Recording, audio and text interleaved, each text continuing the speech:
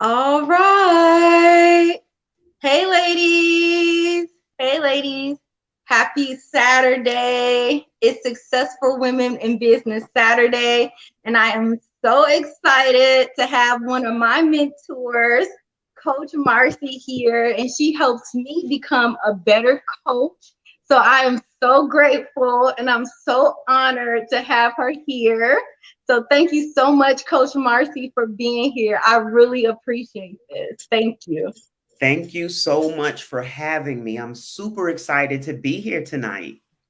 Yes. So Coach Marcy has been in HR for 31 years. So she has 31 years of HR experience. So she knows what the job market entails and she knows what they're looking for when they hire employees. Coach Marcy is a mom of three adult children. She's a Yes. wife. And a random fact about her is that she used to be a basketball coach. Okay. Yes. Yes. Coach Marcy used to be a basketball coach. And I think that is so awesome. I think that is so awesome. So, Coach Marcy, can you tell us a little bit more about yourself? Wow. You kind of gave all of the breakdown, okay? My name is Coach Marcy, and as you mentioned, I have been in human resources and recruiting for 31 years. I initially started out working in a health club in New York City and absolutely loved working there. Loved working there. Loved the people, loved the employees, loved everything. And the best part about it was the fact that I could serve. And that is a little bit of who I am, but that doesn't talk about how I got to where I am today. And I'm super excited just to even be here. But I am just at a point in life where I feel like now is my time to serve. Now is my time to give back to everyone that needs assistance. And that's what kind of brought me here today. Yes, I love that. And I feel that same way. And that's how I became a woman empowerment coach because I felt like, now is my time to serve. I've accomplished so much and I have so much to offer. So I definitely understand that, right? So can Right. you tell us more about how you became a career coach? Oof. Wow. So I got to take you back a little bit to bring you forward. But Okay. I actually was working in human resources at an IT organization here in Georgia, where I live, and went on family vacation as I do every year. And actually, when I returned, my employer sent me to do my normal tasks of completing the payroll for over 450 people. And they came into the office once payroll was submitted to our corporate office, and they basically said, "We no longer need you. We are going to separate you from the company." And the only thing I could think to myself is, what do I do? What do I do? So initially, I'm thinking to myself, no, he did not just say that to me. But then Hmm. I stood up and I extended my hand to shake his hand, and he jumped and he called security and told them to remove me from the building. And I was escorted outside. And as I stood outside, I looked at the building in like shock, literally. Like, I've never lost a job. I've never had an issue with my work ethic or performance or anything. So I was just standing outside and I'm looking at this wonderful office building that I worked in. I'm seeing everybody in the hustle and bustle. I worked across from a mall. It was like the best position and location that I could have been in at that point in my life. And it was a cold, hard fact. As I looked at the building, I said, I'm never coming back. Like, this is it. I'm never gonna walk across to the mall and have lunch. I can't sit outside and enjoy the sound of the waterfall. And an employee saw me in the parking lot and they kind of spoke to me and said, "Hey, I need to talk to you when you come back from lunch." And I just shook my head and said, "Okay." And it was the worst feeling I could possibly have. I said, you need to leave because no matter what you do right now, you're not getting your job back. You need to get yourself together and find another job. And I got in the car and I just started driving. I recognized that I needed gas. As I'm driving, I'm saying, how am I going to pay rent? What am I going to do for food? It's the middle of the month. I have to pay rent the next time I get paid because I don't know when my next check is coming. What do I say to my kids? What about the electric? I have to keep the internet on in order to look for work. Like I was panicked and just going and going and going. So I got off the highway at the wrong exit because I'm just confused. And I was one exit away from where I would normally get off. And when I got off, I went to the gas station and I was just standing there and I started pumping gas. And I kind of looked and I saw a bunch of people around a building. And I leaned back and looked to see what it was. And I realized I was across the street from the Department of Labor.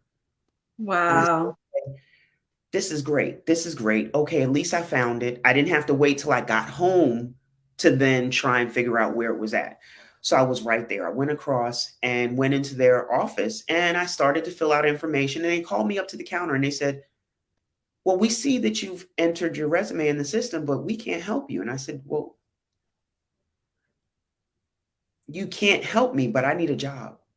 What do I do now? What do you mean you can't help me? Like, this is what the Department of Labor does." And they said, "We can't help you because you have such a level of experience.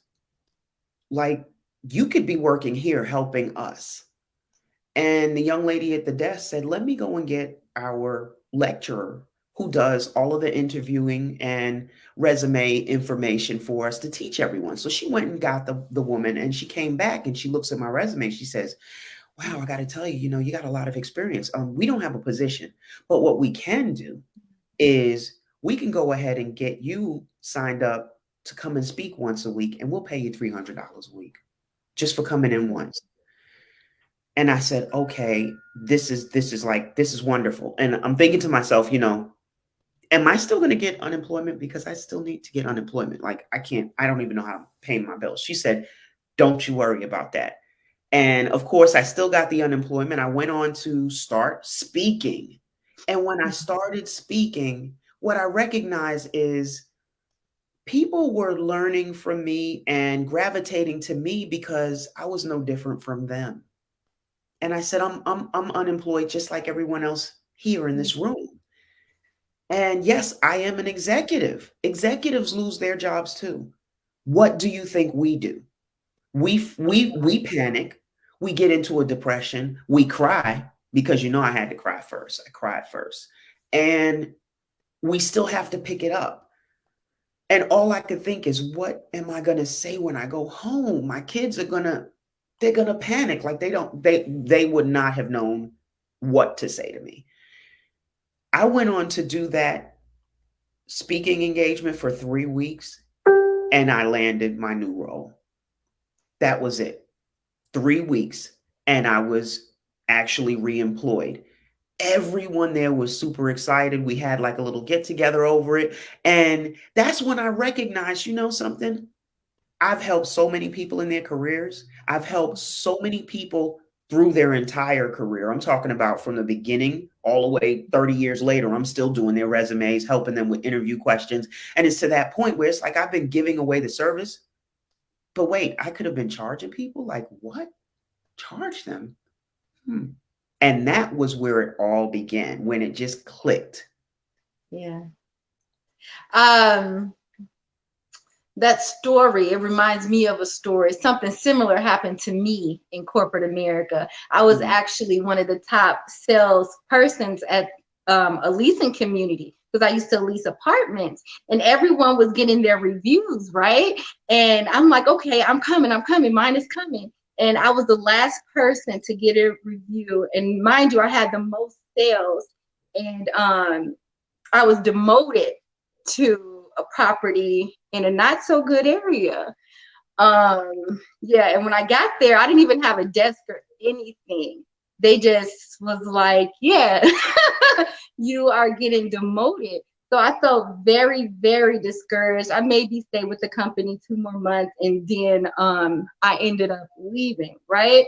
So as a career coach, and with women who have lost their job after this pandemic, right? How are they able to transition into a new position with the qualifications that they currently have? Wow, that's a great question. So generally what I teach my clients is first and foremost, you probably have a lot of the skill set of soft skills that are required. Hard skills are skills that you have to actually learn by way of actually doing or going to school. So here's the thing. When people say it's an entry level position, but they want you to have 3 years of experience, that's kind of an oxymoron. It doesn't make sense. It's not something that's going to happen. So when you run into that role that you absolutely say, I would love to do that, think of your soft skills. And Mhm. while you're still looking, now's the time to start getting certifications. You can use LinkedIn Learning. That's a great asset. And there are a lot of Ivy League schools that do free courses. So you can also go on to MIT, you can go to Berkeley, you can go to Harvard, you can go to Cornell. There are so many schools that give away free certifications to help you with some of the things that you will need as those hard skills to go into the new role. So as long as you have that passion and that drive, then you're going to be okay transitioning. Yes, absolutely. So, what are some of the services that you offer to help women elevate their career? Okay, so I have resume revision and writing. I also have cover letter writing and revision. I do interview prep to include mock interviews as well as salary negotiation, which is big because most of my clients actually secure careers for anywhere from ten to $25,000 more per year than what they're currently earning. And then I also help them with social media cleanup and LinkedIn optimization, which is really major. And then lastly, we've got networking. And that's a big piece of actually transitioning careers. And Right. So, that's just a few of the services because there's a lot more that goes into that, which includes my 12-week program as well. how does somebody know their worth? You said that you can get them $10,000 more. So, how Mhm. do they know their worth in this current market where they're able to negotiate 10,000 more, right? Because most people, they see whatever the salary is and they think that that's what it is, right? So, how are they able to go there in power and negotiate more? Right. Well, here's the big secret. I gotta lower my voice for this one. But the secret is do the market research. Check your demographics. And let's just say you're in Dallas, Texas. Look up your title in Dallas, Texas that you want to actually work in. And then you want to start to go to Glassdoor and other websites to see what those companies you want to work for pay in that role, because that's going to help you determine your worth. And see, the biggest thing with salary negotiation is when the hiring manager or recruiter asks you what your salary requirements are, you're going to go ahead and give them a range where you're $10,000 within a certain range. So if you want to earn 60,000, you're going to say your salary requirements are between 60 and 70,000. Is that between the range that you're hiring for? So you turn the question back to them. Or if they ask you, what are you currently earning? You're going to give them the salary that you want to earn. Flat out. Give them the salary you want to earn. Because in most cases, your employer is not paying you your worth. They have already lowballed you, and you don't want the next company that you work for to judge you based on what your previous employer paid you, especially if you're not being paid your worth or you're undervalued, unappreciated. They won't promote you and those sorts of things. So you never give away the Mhm. exact salary that you earn. Always bump it up.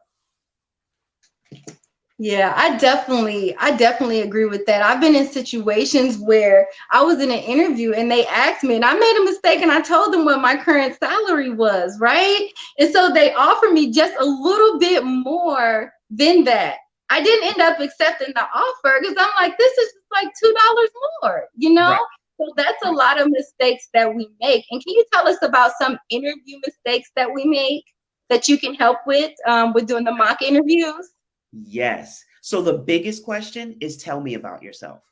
So when you hear this question, that's the one to look out for because I promise you, what they don't want to hear is you recite your name again, you tell them the title that you want again, and they don't want to hear about anything associated with your family, what you do as a hobby.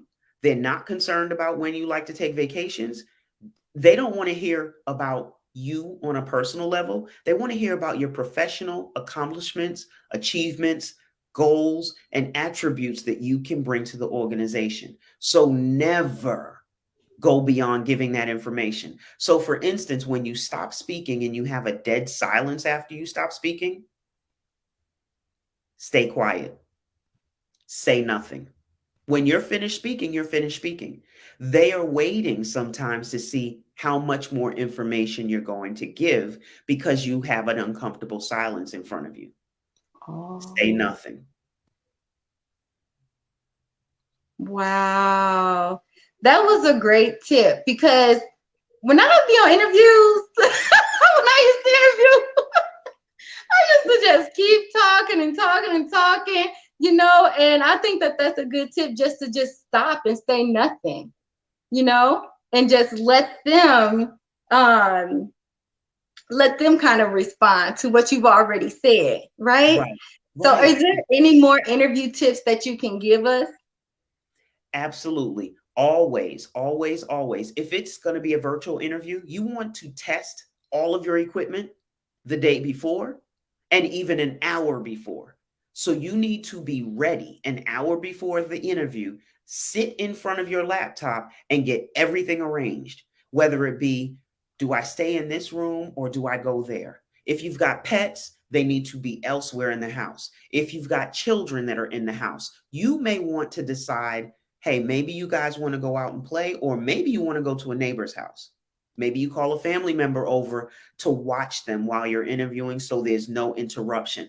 And lastly, always check that internet connection and make sure if it's not good and you know it's not good, already go ahead and schedule to be in a different location where you have access to the Wi Fi to get on to do your interview, preferably in a quiet place. Thank you for that. And also, because you are an entrepreneur and we do love to talk about entrepreneurship here, how did you transfer your skills as an HR executive to your business? Wow. It was because it's identical in the service I provide, I'm just on the opposite side. So I get to interview lots of people. I get to know what everyone is looking for. So all the hiring managers already talk to me. So when I know what they want, it makes it very easy for me to tell all of my clients, hey, this is what they're looking for. When they ask this question, this is what they really mean. This is what they're looking for. Don't forget to tell them this. And what happens is, it's almost like I gave you the entire playbook to walk right in and say everything that they want to hear, and you've already got the skills as well. So you do have to make sure you qualify for the role. Like you cannot say I want to work, you know, as a astronaut and you don't know anything about being an astronaut. Like you can't just go and be an astronaut. Like where are your skills? We need to go ahead and see your resume. And if it doesn't say you qualify, then you don't qualify. So don't have an aspiration that's not realistic. I can only help with realistic goals. Yeah, thank you so much, Marcy. And I have another question because I know a few people are out in the current job market, and I'm hearing a lot of feedback that they're not getting calls back. Mhm. So, what do you think is going on right now with employers not responding to resumes? Or maybe they're not just responding to their resume. I don't know. Right. Sometimes, sometimes when they post positions, they get overwhelmed in one day. So they'll post it, it'll be posted for 2 or 3 weeks and you'll see it. And you've already applied. And every time you look, it's still there. Why aren't they calling me? Why aren't they calling me? Your resume is not optimized in the best way that it can be in order for the applicant tracking system to pick it up. So there are a lot of key things that they look for in your resume. You need to utilize the majority of their keywords, but also you need to have major numbers. They love numbers and action words. Got to have accomplishments instead of responsibilities listed on your resume. Because let's say you work in customer service in a call center and you listed all of your job description as what you do. Well, I'm sure if I went and looked up what the responsibilities of a customer service person is in a call center, I'd find it. I don't need you to tell me what you do. I need you to tell me how great you are doing it. What awards have you received? Have you been Employee of the Month? How many times were you Employee of the Year? What else have you done? Have you led or initiated anything? Have you assisted anyone in management? Are you sitting on any particular diversity, equity, and inclusion board? What else are you doing? What are you contributing to the culture of the organization? Do you rally the troops? And are you a natural leader that takes charge during those huddles in the morning when they have those rah meetings before you guys take calls? Those are the things that they're looking for on your resume. And you've got to be mindful. If you're not listing accomplishments, you might as well throw your resume out for them. Just throw it in the garbage. Don't use it. Wow. I wish I had you, Marcy, when I was in the job market. Oh my goodness. This is good. This is some good stuff. Thank you.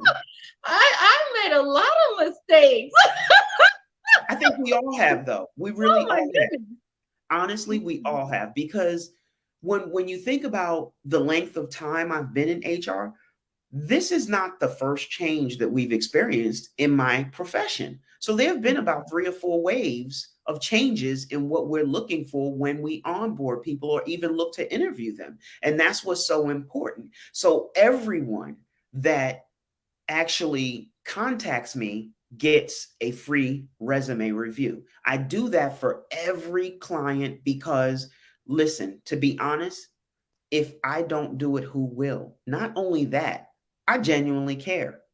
I genuinely care. No one should be unemployed. No one should be underemployed, underpaid, not valued, or any of those things. So no matter what category anyone falls into, they still qualify to get a free resume review. That does not mean I'm going to rewrite it for you. It means I'm going to give you some suggestions that are going to help you understand how to rewrite it. And if you're not really a good resume writer, which most of us may not be, then you can go ahead and I will do your resume rewrite for you. I can do that revision for you at cost, but you also get 1 hour of free career coaching with your resume review because I want to make sure you understand. And that offers you the opportunity to attempt to revise it yourself if you can't afford my services. So that's the reason why they get the 1 hour free.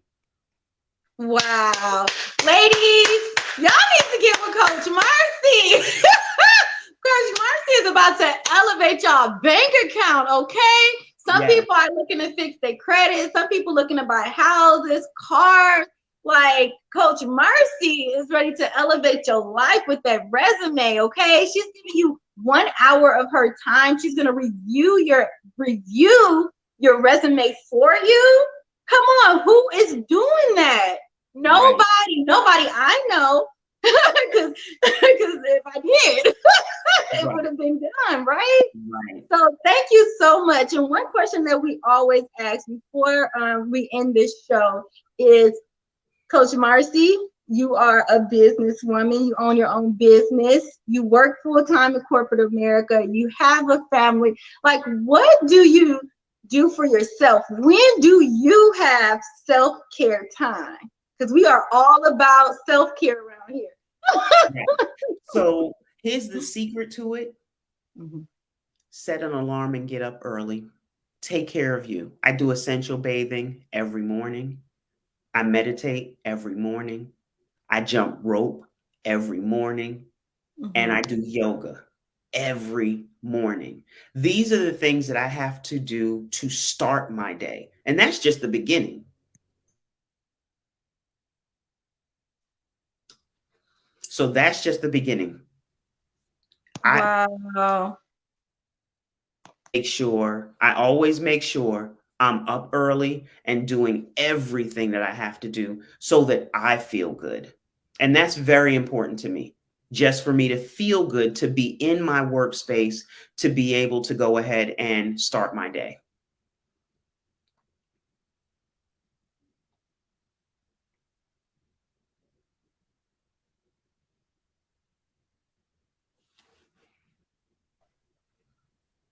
Oh, there you are. I was wondering where you went. Yes, I don't know. It clicked off. But yeah, so I heard you. So you're up early in the morning, you meditating, you working out, and getting up early is really important to you. Yes. That is how top executives perform. And if that is what they're doing, guess what? I'm setting my eyes on everything they're doing so I can then move and mimic what they do. If I model my ways after theirs, I will be right at their level before you know Absolutely. Absolutely. So thank you so much, career coach Marcy. Is there anything else you want to leave with the ladies? Somebody said I needed you before I started my current job. it. I know that's right. I Yes. know that's Yes. right. I'm like, man, my life could have been different with Coach Right, right, and Marcy. see, that's the thing. So the biggest takeaway I have for everyone is don't forget your network. So the key to it is if you don't need me today, there's always tomorrow.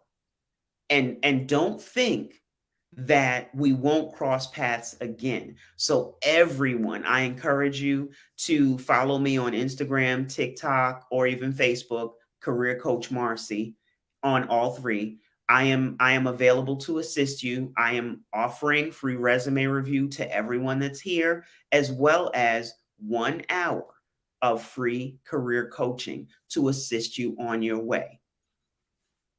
Yes, I'm going to leave all of her information after this live. I'm going to put it in the group. I'm going to put it on Instagram and I'm going to tag her in everything. So I know I've been hearing a lot from the ladies. Y'all want to elevate y'all careers. Y'all want new jobs. Y'all want new careers.